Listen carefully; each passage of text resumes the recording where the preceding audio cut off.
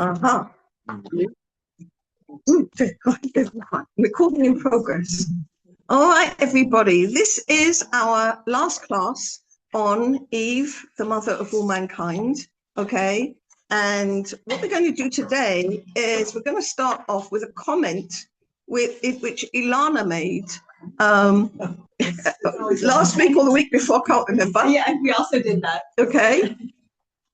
And she noticed something which I didn't pick up on at the time, but of course she was quite right. And this is the issue of time. She looked at the whole issue of the human being and realized that what we need is time. Okay? What does she meant by that? Or what do we mean by that? Is that now that the human being has taken within himself the will to receive oneself alone, which is the framework of evil, and he's done it because God wanted him to do it so that he could correct that framework, so that it would bring all of that into holiness. Okay, he needs time, because out of all the creatures in the whole of the cosmos, angels, seraphim, I don't know what you call them, high God, archangels, everything, okay? Out of all of them, only the human being has two frameworks within the same package deal, okay? So when we think about the angels, we think about these very high beings close to God. The human being has more potential even than the highest angel. Why is that? Because the human being, because the Baal Tshuva stands at a higher level than the Tzaddik even.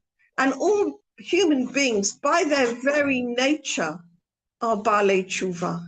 Because we're all born with the framework of evil.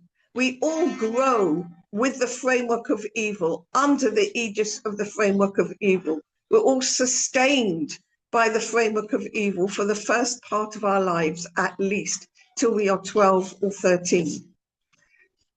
That has to be, so that each one of us will develop within ourselves the appropriate vessels, which then later, with Torah and mitzvot, we can then transform into, bring them over into the framework of holiness. Now, that means we need time. We need time to grow in the framework of evil. We need time to make mistakes. We need time to discover what constitutes the framework of evil for me. What constitutes my pride, my jealousy, my anger. It might show up very differently in me as it shows up in my partner or somebody else or somebody in my family. I think a lot of misunderstandings and disagreements arise in families because we're not really aware enough of this dynamic. We're not really aware enough of that every single person has to have within himself an aspect of the framework of evil, so that he can correct it. And I really love what a story of Shlomo Carlebach when he was visiting the Diamond District in New York. And one of the people, he went all over the place. So one of the places he went to was the Diamond District in New York. And he goes there, and the people say that one of the people shouted out to him, he said, "Listen, I understand you, Shlomo. Why do you hang out with all these arky-parkies, all these hippies, all these no-goodniks, okay?" And he said, "What does a diamond look like when it comes out of the mines? Okay?" He said, "Well, you're mumchim with diamonds. You wouldn't throw one of those in the bin. You realize it just needs polishing, okay?" So we also need to realize, first of all, for ourselves, to see our own will to receive for ourselves alone, and know. And what I think is fascinating about this is to know it's meant to be. Now, I think that helps us deal with it better, because when we feel ashamed and guilty because of actually the real tchunot that we have to have within us so that we can transfer it over to the framework of holiness, okay, it takes away a lot of the feelings of shame, I think, in that sense. And it helps us face it more clearly. And it also helps us put the responsibility fairly and squarely on whom it belongs. HaKadosh Baruch Hu. Okay? All right? Say, God, you gave me this framework of evil because you want me to do a job. I'm having difficulty with it. I'm not managing to transfer it over to the framework of holiness like you want me to do. Please, will you help me? Okay? So I think the understanding of Na'aseh Adam, let us make man, okay, and the understanding that the human being does have to have these two aspects within us is a tremendous help to us, to be honest. I find it a tremendous help. So this issue of time is amazing because in the spiritual worlds, we're told that everything is the eternal present. Okay, what is the future? What is the past? It's all the eternal present. Okay, the souls are, all right, but we need to experience the framework of evil, the framework of holiness. We need to experience the sin so we can do tshuva, and we can't do that without the feeling, the experience of time.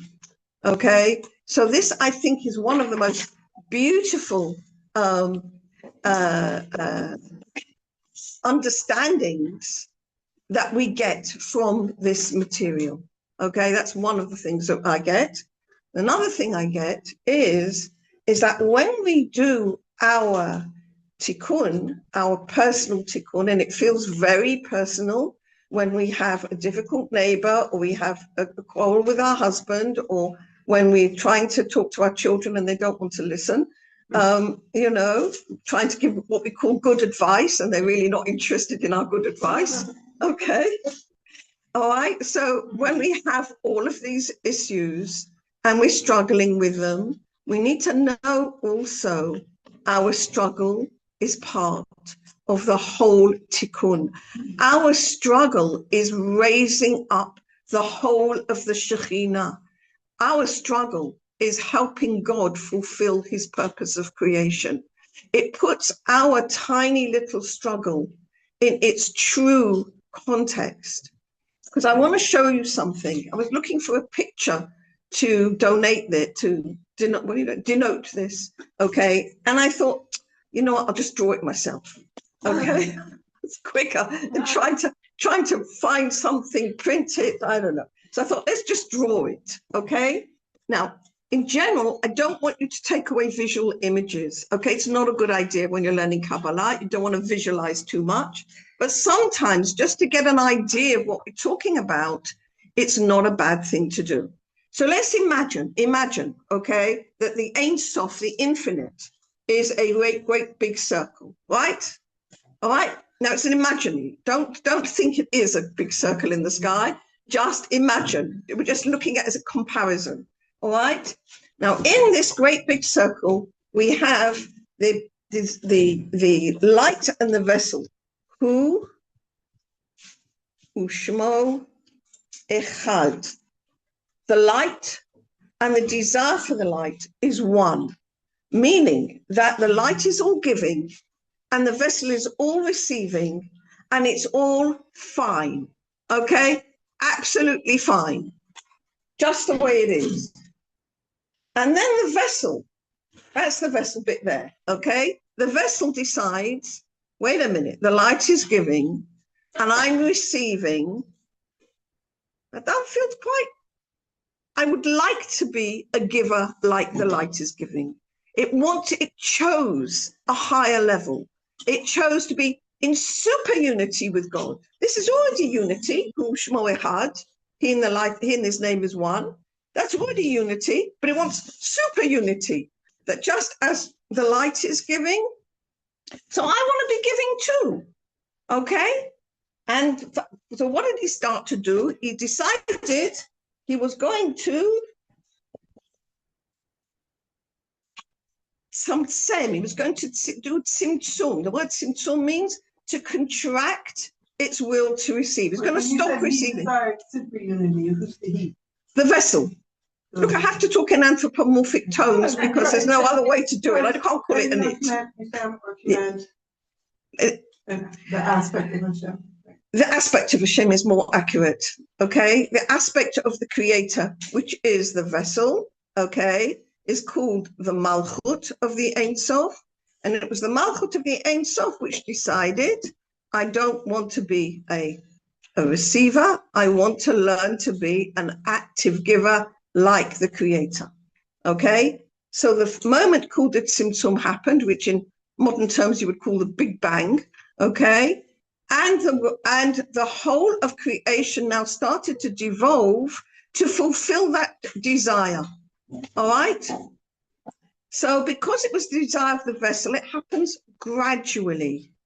And this gradual desire unfolds in the worlds of holiness, which are called Atzilut, Bria. I'm going to write the Atzilut, Bria, Yetzirah, and Asiyah, okay? The four worlds of holiness. And they unfold, and gradually, they take these vessels and transform them only for the sake of giving, and gradually unfold and bring the light into the vessel in a way which is not receiving for itself alone, but only receiving for the sake of giving. Well, that's grand. That's a wonderful idea, terrific.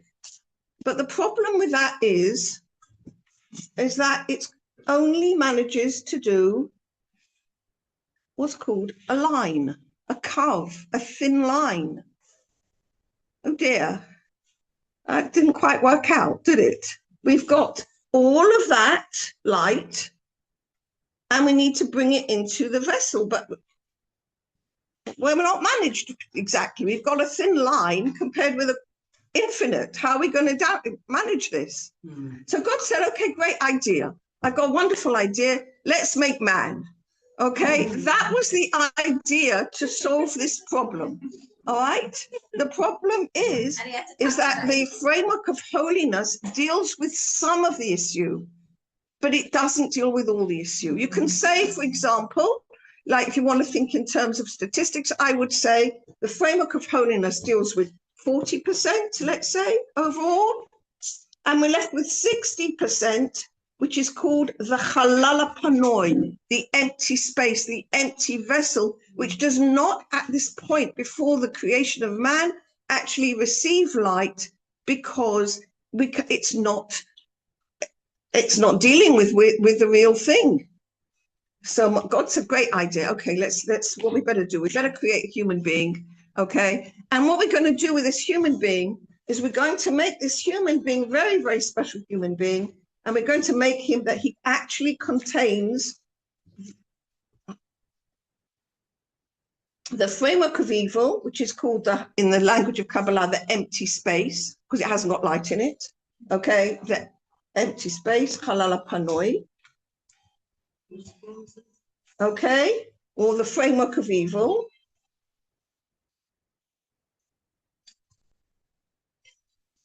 And we're going to give him also a bonus, all right?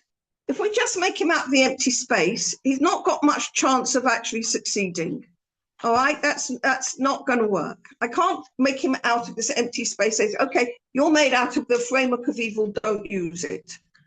That's not going to work too well. Okay, so it's okay, let's help him. Let's put with him framework of holiness.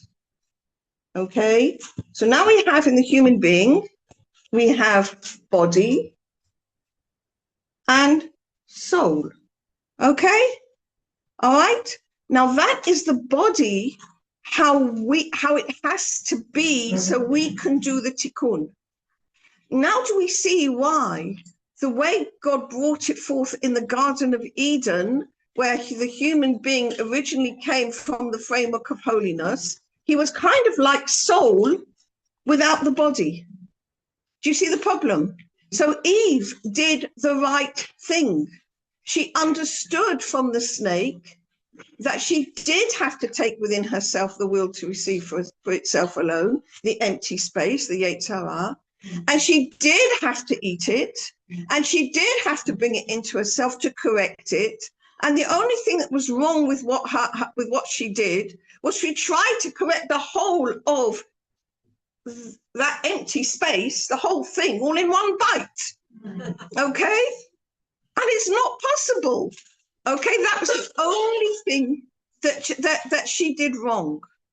Okay, now God had warned them. You can't say he didn't. He said, "Mot tamutun, you will surely die," meaning you will get swamped by this empty space if you try to do it all in one go. But Adam and Eve didn't quite get it, okay, and they did it. Now it was a setup, all right. The sages tell us, "Ba'alilah hanoa asazot." That's from Tehillim. Tehillim 66 verse 5.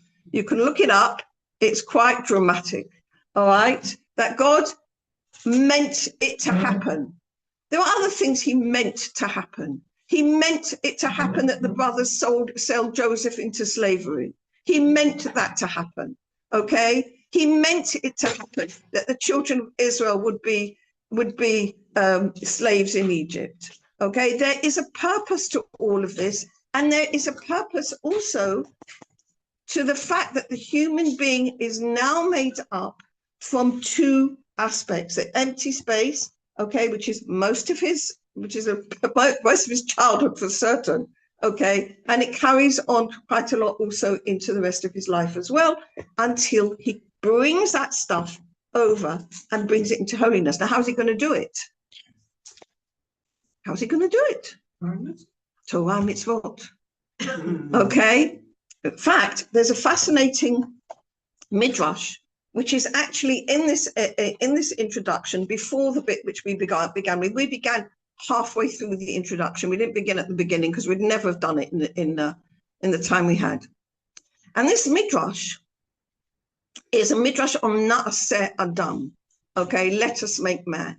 And this midrash is ki'ilu, as if God is consulting the angels. Okay, it's a midrash. Don't take it seriously. Don't take it literally. Okay, midrash is a metaphorical tale which you're not meant to take literally. It's really important. Okay, think of it like Aesop's fables. All right, there is no such thing as a real tortoise and a real hare running a race. But we understand it's to teach us to keep going. All right. Same thing with the midrashim. Don't take them literally. Rabbi Ashlag says, consider them like oranges. Okay. What is an orange? You throw away the peel and you eat the inside. Okay. The same thing with the midrash. You think about what its inner meaning is. Okay. So the midrash here. So the midrash is here that God consulted with the angels. All right, this is the midrash, and what are the angels? Kochot neshama. They are the powers which help our souls. Okay, that's what the angels are. And they're different angels, and some said yes, create man, and some said no, create man, don't create man, and they gave their reasons, but none of them agreed with man in that form. Oh, they were quite aghast when God creates man with this empty space. None of them agreed to that. They said, bring Emet up from because God threw truth down, according to the Midrash, God threw truth down to the ground, said, bring Emet up from the ground. Emet be'eretz titzmach. Bring up the truth from the ground. What are you doing? Okay. So God said, okay, don't panic. Hold on.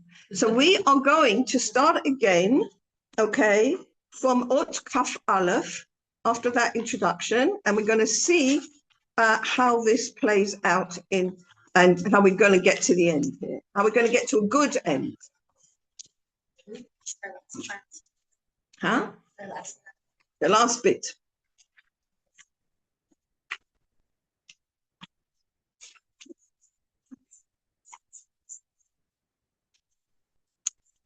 I'm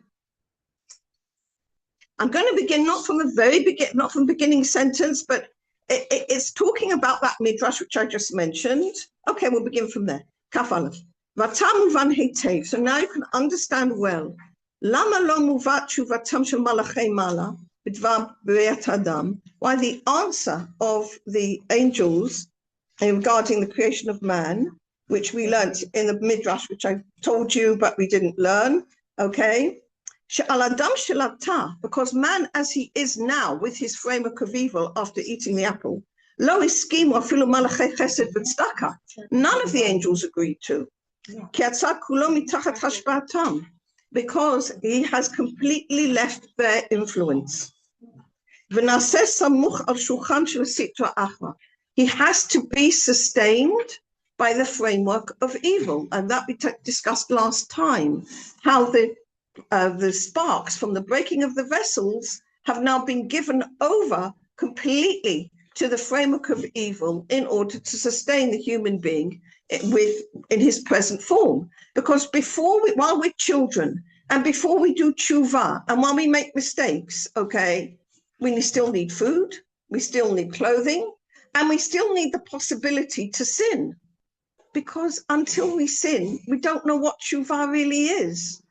Okay, there is a fascinating Gemara which says you can't actually keep a halacha until you've once broken it.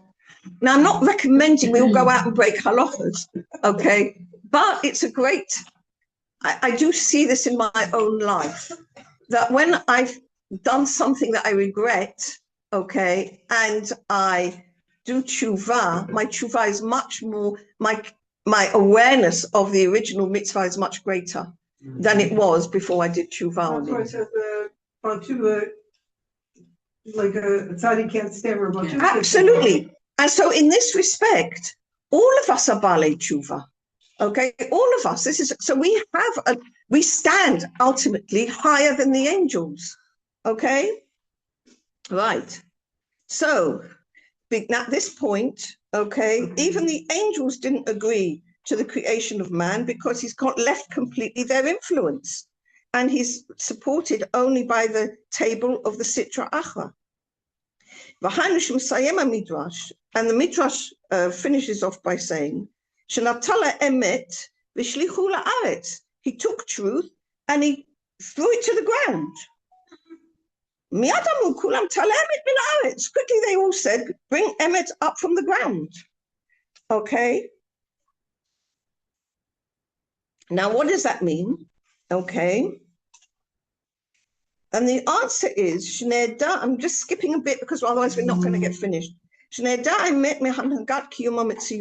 Because now truth is lacking from the way reality is fulfilled. Because the way the human being was created from his original formation, okay, in that he could feel what is good and what is bad by what is bitter and what is sweet. Okay, do you remember we talked about this? That it's like animals. If something feels sweet to them and good to them, they eat it. And if it feels bad and bitter, they keep it away. And they know instinctively what is good and what is right. And that was the way Adam and Eve were made. And that's why when Eve went close to the tree, not even to touch it, she could already feel the bitterness in it. But once they'd eaten from this tree, they'd lost that. Okay, we do not have that instinct anymore. In this way, we're different from the animals. Okay, we've lost that instinct. Okay, and the bounty, which it consists of the 288 different ways of clarifying what is good and what is bad, okay, was as clear as crystal. He says, Kashemesh b'tzoraim, like the sun at noontime, is shining obviously what is whole and what is good. Because what is beloved and what is sweet is good, and to push away what is bitter and what is bad. And if life were like that, then every time we do a mitzvah, we get absolute ecstasy. And every time we're about to do something wrong, we'd feel like we're going to strangle or something.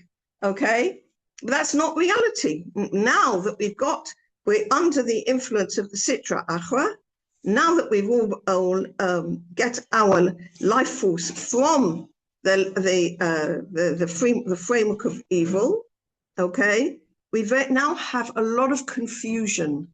And what is the source of confusion? And the confusion is that the type of joy, the type of enjoyment that we get from the framework of evil is that it starts off sweet and ends up bitter, right? And it's the sweet beginning that entices us and the bitter end, which is just so bloody awful, all right? When you wake up in the middle of the night and absolutely wish you hadn't done what you did or said what you'd said, okay? All right? So what can we do now? So we've been given, because of the advice of the snake, we've been given a different way of sorting out what is good and what is bad. And that's by using our intelligence. Now, I went to a Tanya class the other week, and the Tanya class, she said, let me think, that the moach, the mind, needs to rule over the heart. Now, in this case, this is what it's talking about, that with our mind, we can overcome, okay, the temptation of the enticement that is found in the framework of evil, because those 288 sparks have been given over to the framework of evil to keep us going. But the problem is they have light in them. So we get enticed by the light, and then it's sweet, and then it's bitter, because it's feeding our will to receive for ourselves alone. It's feeding our framework of evil. And what we need to do is not make that side bigger and bigger and bigger. We need to start moving the elements to the framework of holiness. That's what we're meant to be doing. And unfortunately, the joys in the framework of evil actually do the opposite. They keep us trapped there. And that's why creation looks in such a complete mess, okay? Because on the one hand, we see the beauty of creation and its incredible exactitude, all right? On the other hand, we have hundreds of thousands of children in a world which has got too much plenty, who are dying of starvation. And how can that be right? Do you see what I'm saying? It can't be right. There is something wrong if on the one hand we have plenty, so much plenty that we really don't know what to do with it. I mean, and people throw, restaurants and hotels throw mountains of food away every day. And somewhere else you've got children who can't even beg for food. So obviously there is something wrong. And what is wrong is that the framework of evil takes on a sort of life of its own. And because of the necessity of it being upheld by some light in order to keep it alive, that entraps us and it grows bigger than it should do. And what we need to be doing is move the elements from here into the framework of holiness. That's what we should be doing. Okay? I have a question about, like, if you're doing a mitzvah, and through the mitzvah you get, like, a ticket. So, like, what does that mean? Like, you're doing a mitzvah, and then you get, like, an onesh for doing the mitzvah. Why'd you get an onesh for doing a mitzvah? You mean a traffic ticket or something? Yeah. Okay, right. That's a good question, but let me just read this bit here. So that just happened to me. And okay. Right. And I have to pay 500 shekels. All right, let's just keep going here a little bit more. So now we can understand the tremendous gift that there is in the Torah, okay? The Holy Torah, because it gives shalvat hagufot. It calms down all our wills to receive for ourselves alone, so that they begin to let go of these small but enticing enticements in the framework of evil, okay? And it helps us understand how to bring the elements from our framework of evil to the framework of holiness, okay? and it corrects the sin of the tree of knowledge, which caused a tremendous confusion of reality by it. And for this correction, was given the Torah. It's given the Torah to all of Am Yisrael, through Am Yisrael to all humanity, and into each one of us personally. So we need to apply what we need in order to handle, our particular work. And because when we do our work and we're more connected within each one of us ourselves, we're more connected to our framework of holiness, it means that the framework of holiness in general strengthens, and the sparks, no need to keep financing the framework of evil, and they can start to move back to where they naturally belong. They can start to move back to the framework of holiness. Now, that would be a good thing, wouldn't it? All right? That the world as a whole would function on compassion and love and giving. And not only that, but the original way of discernment will come back to the human being, so that what will feel good will be good. Now, that's an amazing thing. We won't be struggling with this confusion inside ourselves and in the world all the time, because we will actually discover that what the end of the tikkun, one of the signs of the end of the tikkun, will be that what feels good will be good. Okay? So that's what Rabbi Ashlag writes this here. שאז יוכשרו בני אדם לשלמותם הנרצה, Oh, pass the page over and I'll see. No idea. Oh, thanks. Oh,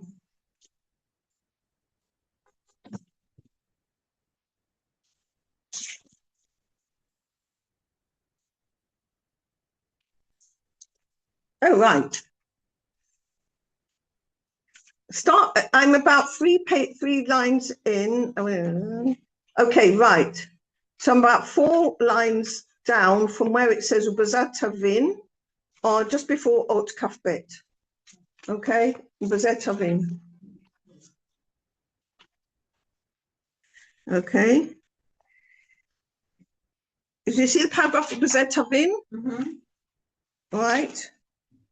So then the human beings will be corrected for their complete perfection, okay? And they will finish it on their own. Because it will now be clear to them that what feels good is good and what feels bad is bad. All right? Which was the first way of functioning before the sin of the tree of knowledge. And he says something interesting. He says, and the prophets only speak from this tikkun alone. All the words of the prophets only prophesied for the days of Mashiach, okay? Which is when the way of establishment of the world in the divine presence will be clarified and it will come back as it was before the sin, okay? When all will be in affinity of form with the Creator. As it says in the days of Mashiach, and I actually brought my Chumash here to read it to you. This is in a chapter of Zechariah, okay, which is the same chapter. It's a chapter of the end of the Tikkun. It's the same chapter, and it says, in those days that all will be one in his name, God will be one in his name one. So it's in the same chapter, and he says like this. Vezot tiyeh chatat. Is this it? Oh no, one before. והיה שלא יעלה מאת משפחות הארץ אל ירושלים להשתחוות למלך השם צבאות ולא יעליהם יהיה גשם. Okay, and he says when people come up to Jerusalem to bow down to God, it won't rain on them. Okay, but if the family of Egypt don't go up, then they'll get a plague. All right. And what does he mean by that? Okay, it means when we do good, we will feel good. All right. And when we connect with the Mitzrayim, with the Egypt within us, with our will to receive ourselves within us, then we'll notice it. It will feel bad. Okay. And not like what happened to you where you did a mitzvah and got a ticket. Okay. That's what's happening now, but that won't happen in the future. All right. Kafbet. And now we can understand this, what the article of the sages, which he started the whole of the introduction on, which is not where we are starting here.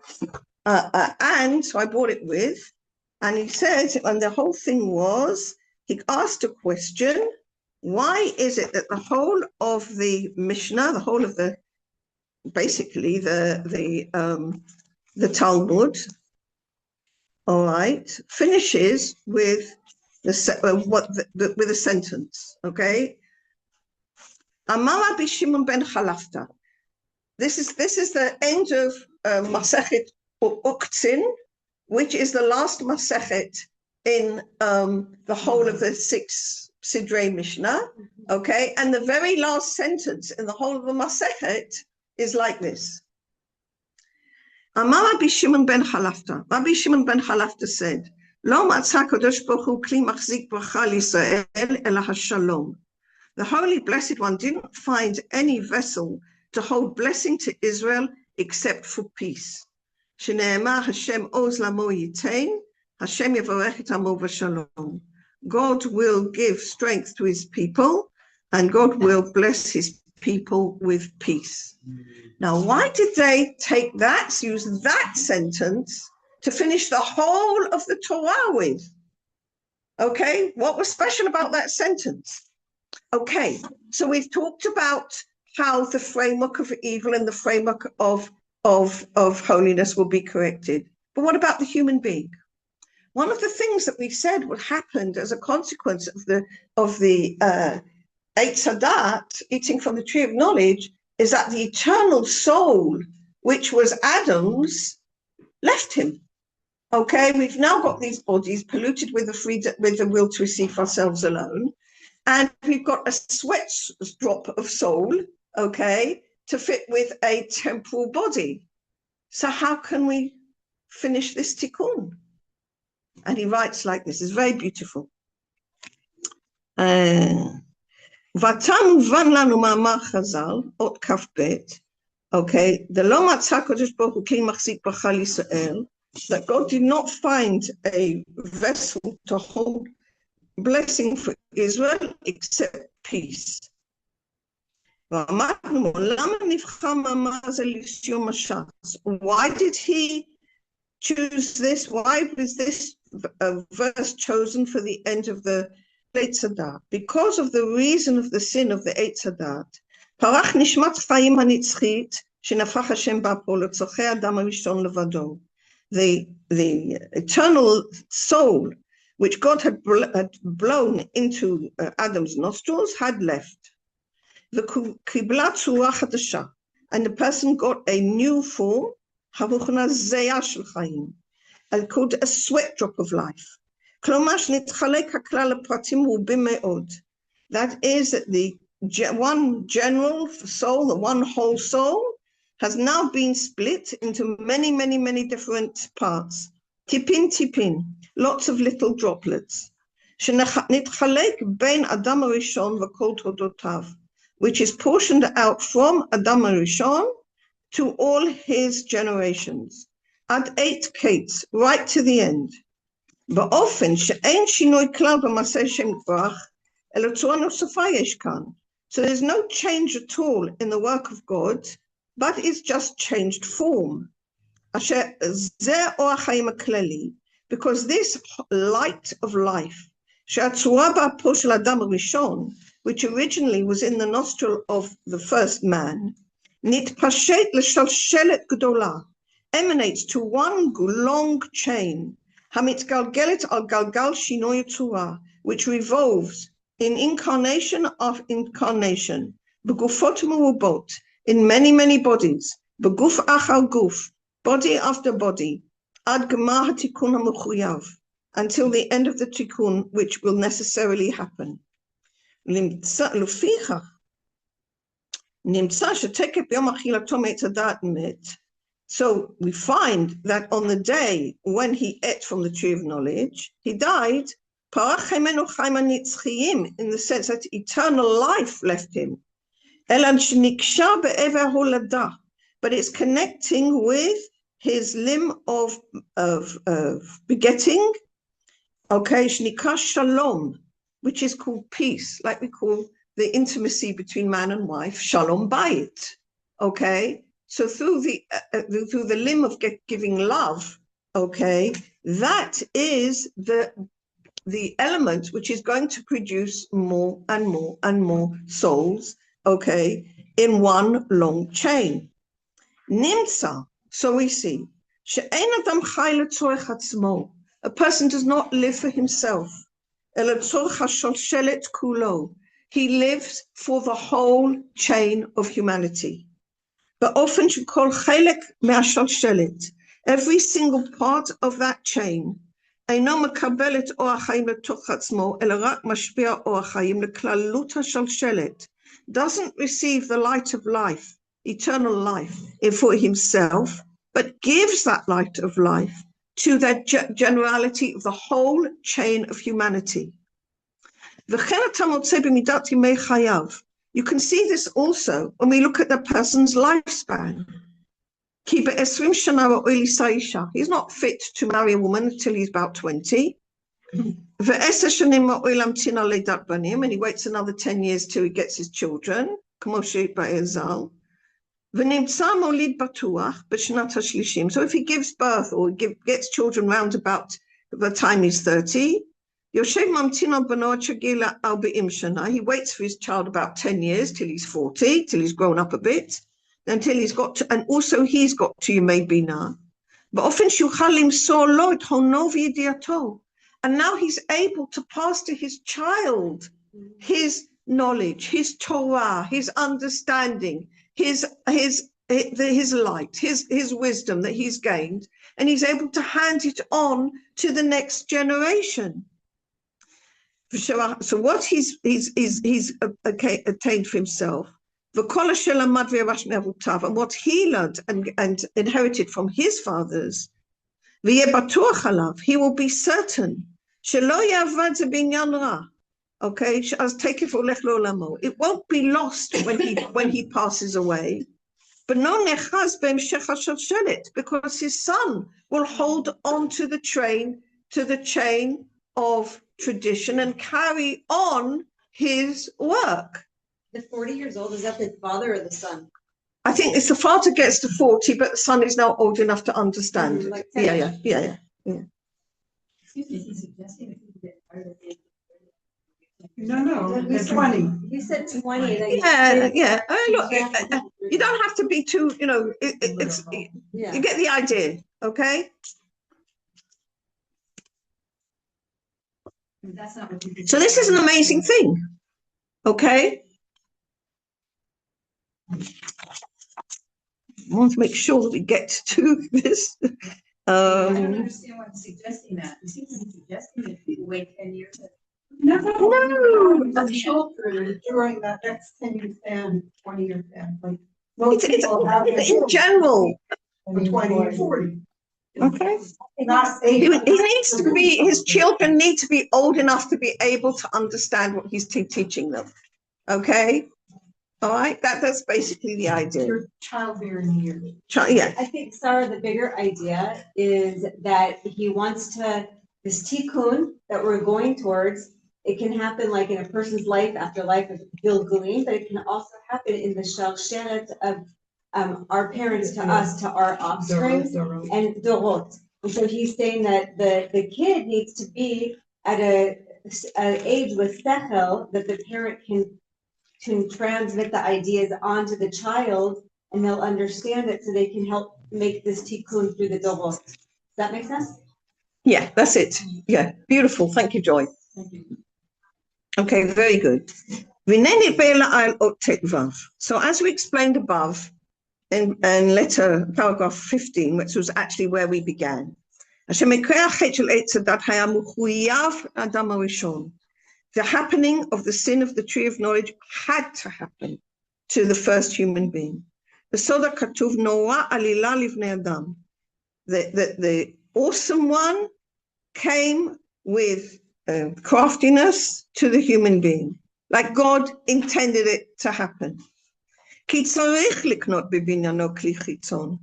has to acquire within his makeup that empty space, okay, to ultimately bring all the light, which was originally in the Ein Sof, into holiness, okay? And in this way, two opposites have to come into one package deal called the human being. B'shnei zmanim, in two times, b'zeh achar zeh, one after the other. One with children, b'zman katnuto, yesamuch al shulchan sitra achra. We will be upheld by the table of the sitra achra, of the framework of evil. And through the delights of separation, which we get from the framework of evil,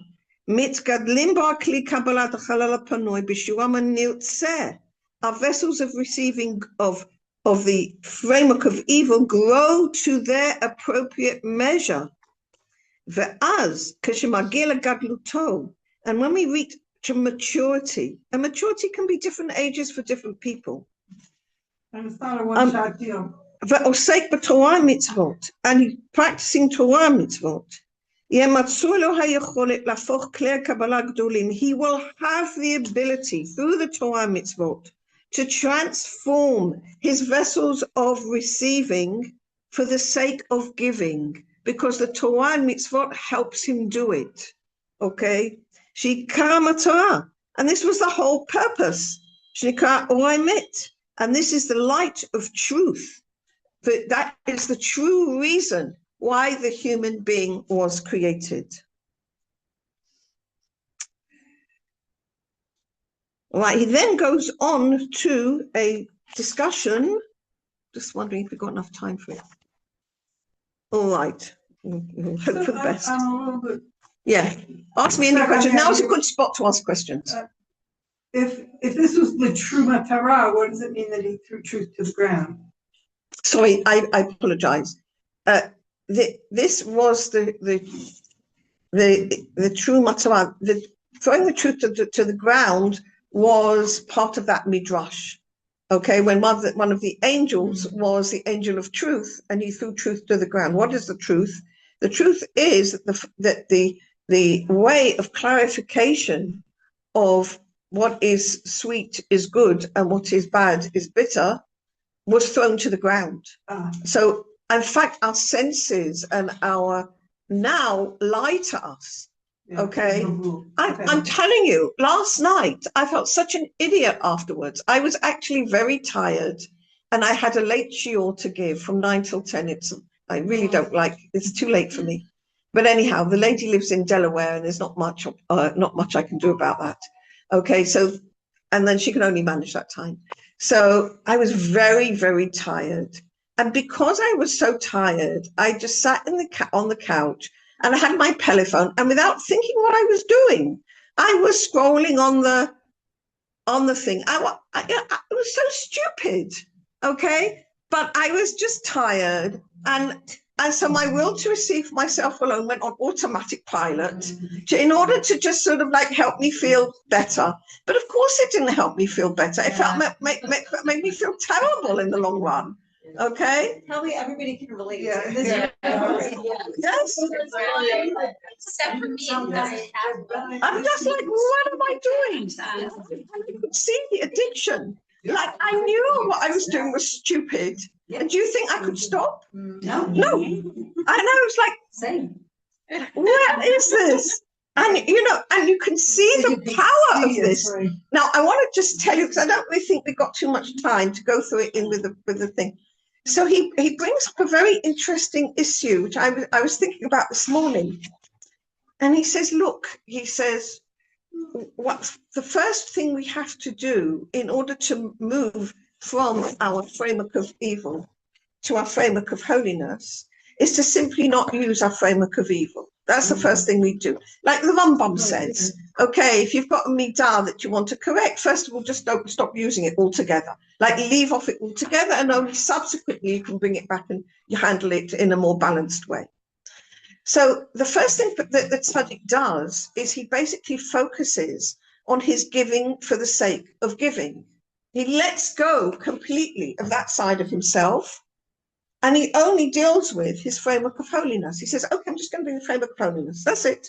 Giving for the sake of giving. I'm not going to deal with that. I'm just going to let it be in the dust. Okay. That's the first aspect of the tzaddik. But one second. That's okay. Okay, never mind. But okay, step by step. Okay, that's the first. That's the first kita of the tzaddikim. It's called hashpa'a amanat lashpia, giving for the sake of giving, and it means that on those mitzvot of giving, like giving money to a beggar, it's much easier to intend that for the sake of giving than it is when you've got something to receive and intend that for the sake of giving, because that's opposite. So he said, okay, so we've got these tzaddikim, but if they're just giving for the sake of giving, like Mordechai Yehudi, okay, Samech Bechelko, giving for the sake of giving, all right? What was that? What did what use is the fact that he ate from the apple? Because he's not actually correcting what needs to be corrected, which is the will to receive. If he's only working with the framework of holiness, then what? Then it's not, what, the whole thing is useless? And the answer is like this. God, we work as a whole, okay? In every generation, God planted some tzaddikim, okay? To teach us how to give and how to function with the framework of holiness. But their number in all in the whole generation is relatively few. And the vast majority of people in each generation are ordinary people who are basically struggling with their will to receive for themselves alone, or using their will to receive for themselves alone and not struggling with it, okay? Which would be like a lot of people indeed, okay? So he says, all right, he says, but there's quality and there's quantity, all right? One tzaddik, it all has to be in balance. One tzaddik is worth very, very, very many people who are just using their will to receive themselves alone.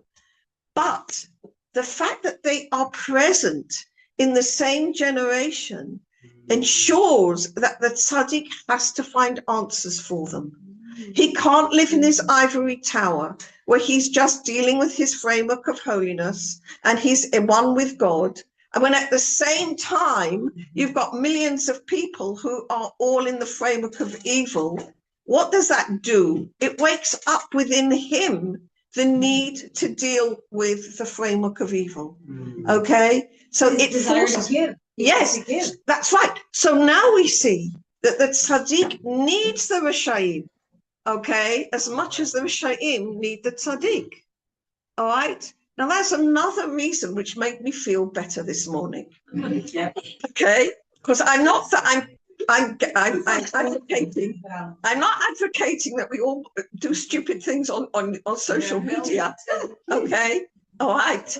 But I realized I'm part of the whole, and the particular Yetzer Hara, which is manifesting in our generation, is definitely to do with the internet and the social media and the enticement that it has, okay? And so we're all dealing with this issue. I was part of that. I am part of that. And I'm just saying to the local tzaddik, okay, help. We all need help in this one, okay? I'm part of that. And so the tzaddik is present to show us the framework of holiness. And we wake up in the tzaddikim the need to deal with the framework of evil, okay?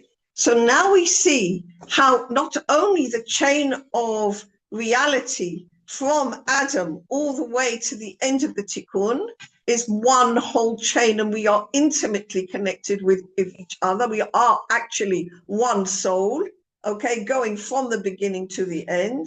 We are also intimately connected with each other on a horizontal basis, that we incarnate to deal with our personal issues that we still haven't finished yet, but also to deal with the framework of evil, which is represented in our particular generation. So that is why this is such an amazing article. Yes. Okay, in the 5 minutes you have remaining, or can you just, we've been with you for 5 weeks. What, sorry? We've been with you for 5 weeks. Yeah. Can you kind of summarize, like, Eve ate the apple, like, if you can just summarize, so we have something to take home and give over at the Shabbos table these 5 weeks. You're gonna have to give it over in 5 weeks. Okay. All right. All right, but that's one question. Yeah, there's not. Well, Shana, there's one lady behind you. Sorry. So in the triangle, when I do the tzaddik and I go to evil, the second or the Russia, I want to go to this third triangle that you're not saying, which is pain. And I want to ask you, which I'm intuiting this, but the relationship between when that evil is inflicting, I'm assuming something has to have empathy, or the pain has to be. Yes. I want to ask you how it. Yes, how it excellent interacts. question. Yeah, because then the point I think is that the Rasha, the evil, has to even have an awakening, don't they, to stop or to realize the control of how much pain? Like, could you discuss that for a second? That's a brilliant question, and thank you very much for raising that. Okay, it's an absolutely beautiful question. So yes, the tikkun of the will to receive oneself alone, which is the framework of evil, happens in 2 ways. In this introduction, he only talks about the conscious way, which is the way of Torah and mitzvot. But there is an unconscious way, because God loves us so much that he doesn't want to leave us in that space of the will to receive oneself alone. And if we don't do Torah and mitzvot, then he'll give us pain and suffering. And the point of the pain and suffering is to show us that the will to receive oneself alone really is a problem. Okay? Now, the way of pain and suffering is an unconscious way that the soul will choose if we are not working consciously in Torah and mitzvot. Okay? The soul itself will choose that. All right? So I'm not blaming anybody for getting pain and suffering, because most of us, interestingly enough, do choose pain and suffering, because the way of Torah and mitzvot is obviously a very difficult way, and most people do choose pain and suffering. All right? But still, pain and suffering is a way to also correct from our wills to receive ourselves alone, to the framework of holiness. But it's the purpose of the pain to arouse us to tshuva, yes. to Tshuva, yeah. Okay, just so 2 points extra, and I'll be so quick, but okay, I think of Paro on this, but the point that I was going to is the bechira of rishus, of like the darkest thing, does it hold in this layout of God, does it hold independently any responsibility? That's what's hard for me, like to understand the individuals that are inflicting it, or just the concept of that, rishut. Is it mechayev on anything of its responsibility? No, it just is on us. It's just like a middle ground tool. I don't think I understand the question. Like, I'm very sorry. There's an understanding a lot with the Rishayim. They say, yes, you were supposed to do this job, but Hashem says, titus, like you had a limit. You could have stopped at this point. You didn't have to inflict this amount, right? When the individual is inflicting, right? The evil, the dark, the pain. Okay, I get what you're saying. So I'm trying to understand if like that concept or those individuals have achrayut to what they open or what they limit. Okay, It's all right. to me on a moral issue, even though I know Hashem is sending the things. Yeah. I want to know if those things have a voice to say like, okay, I'm going to do 50% pain, or I'm going to do 2%. Like where does it? You can also say to HaKadosh Baruch Hu, I'm not interested. Okay? We all have free will. And supposing a thought comes into your mind to murder somebody. Okay? So you can just say to God, I'm sorry, God, I've looked in your Torah and mitzvot. It's written there, thou shalt not murder. I'm not interested. Okay? We have free will. And our free will operates precisely at that point. That if a thought comes into our mind to do an action or to say something which is not in accordance to Torah and mitzvot, we absolutely have to say to it, sorry, God, it's not written in your Torah, or it's written on your Torah, thou shalt not do it, I'm not doing it. Okay? And then that's up to God to find another way.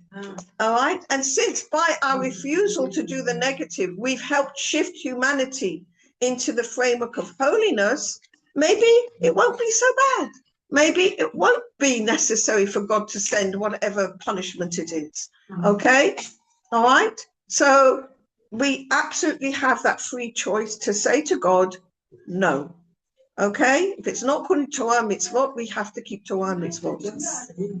Yeah, Shayna. Yeah, okay. Oh, yeah, indeed, a beautiful series. Thank you very much. And the question is, I'm vaguely familiar with the concept of Ratza V'Shah. What? Ratza V'Shah. Yes. The angel running in return. Yeah, I yeah. understand it is that there is a time when a person gets very close to holiness, very close to goodness, close to mitzvot, whatever that concept is.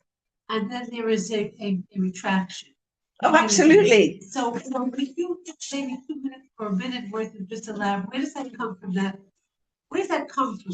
Okay, great question. Okay, so the answer to your question is that every spiritual stage is an additional spiritual stage to what happened before.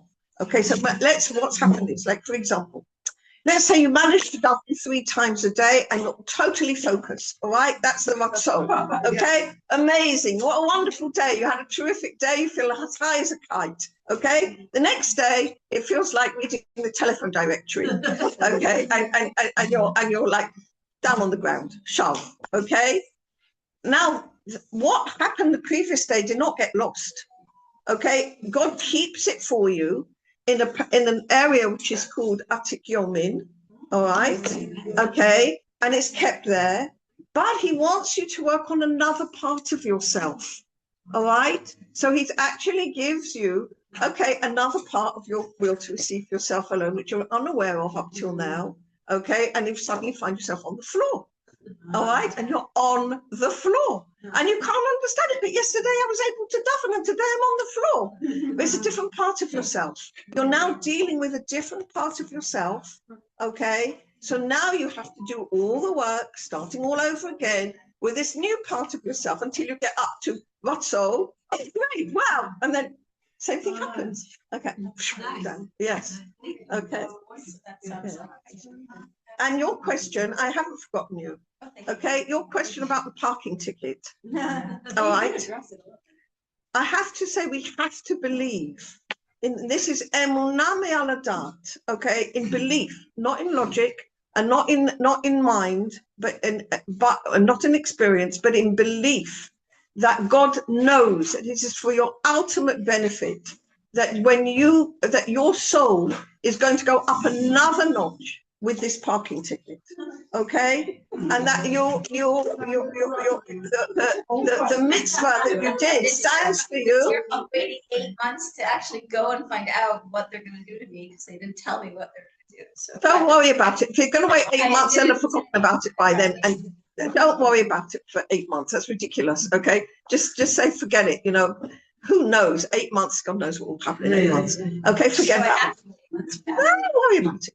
Okay, so don't worry about that, and know that you can ask God. Say, okay, I'm challenging God. Bezrat Hashem, I want you to tell me the reason for this parking ticket and why it's going to help me in my spiritual growth, and I want the answer before 8 months. Okay, that's what I would do for that. Okay. And don't worry about it, and it's only a parking ticket, and there are worse things in life, and kaparat avonot. Kaparat avonot, okay, mamash kaparat avonot. Spending a lot of money. It's only money. It's only money, darling. It's only money, and thank God it's only that. Any words? Okay. Any concluding words? Okay. Oh, right. Joy wants a Thank you so much. Anybody else want a summary? Joy wants to take home message. That's not my. This is take home. I want you to. I think that my take home message that I feel about this whole, what I've learned from this whole introduction was to value myself, value my path, value Eve, who gave us this path. Okay, she had more binah than Adam, so up for the women. Value the path and value the fact that it is a path. It's up and down. Okay, and we can also say we also value much more Torah and mitzvot because we can see now much more what we're up against.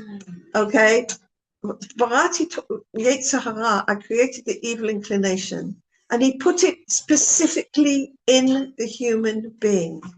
Okay, Barati Torah Tavlin. I created Torah as its healing.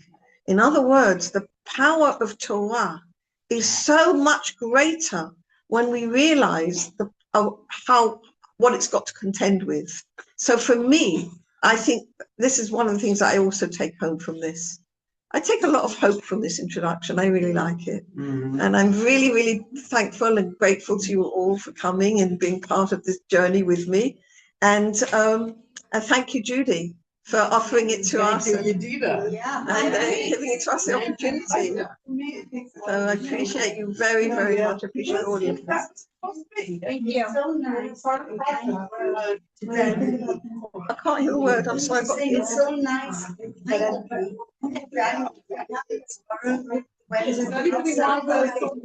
Take it, keep it. You're welcome It's so nice and kind of you that you'll not supposed to say nice words about me. That probably felt that when Brown wants to bury Sarah, Adam and Eve they were embarrassing us. Other than that, and Sarah and Eve sent home until Abraham had to bury her again. So she was embarrassed by what she did. And tension her. Even have gates outside, and then we put it inside the envelope, and she had to put it but so what happened to work? So by saying we value the fact that we are using and raised the black and white, but tonight we have the innocent, the melancholy. We just have to ask. Also, I was telling my son about it. He said, "Yeah, I have a story. You want to know which paper it is? This is in a Okay, it's one of the introductions. It's only the whole thing is only introduction. This book is a collection of introductions. And how much? Wow. That's this book, yeah. Panim Meirot to Masbirot. This is from 15, but the whole introduction is with Aleph. I couldn't do the whole introduction. So when you said you meant to be in the land stuff in the fall. I tried to, but I think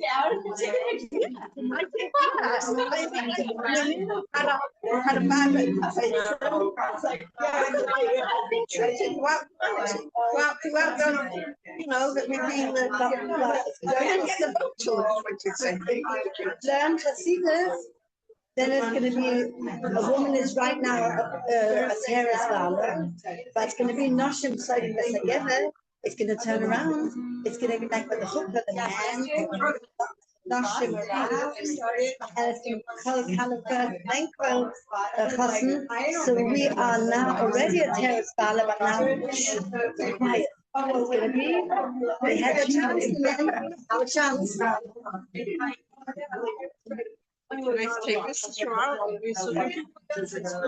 So my son really likes sorry. So my son really likes Rabbi Ashlag. So do I. Yeah. What's the part that you like so much? 1 minute.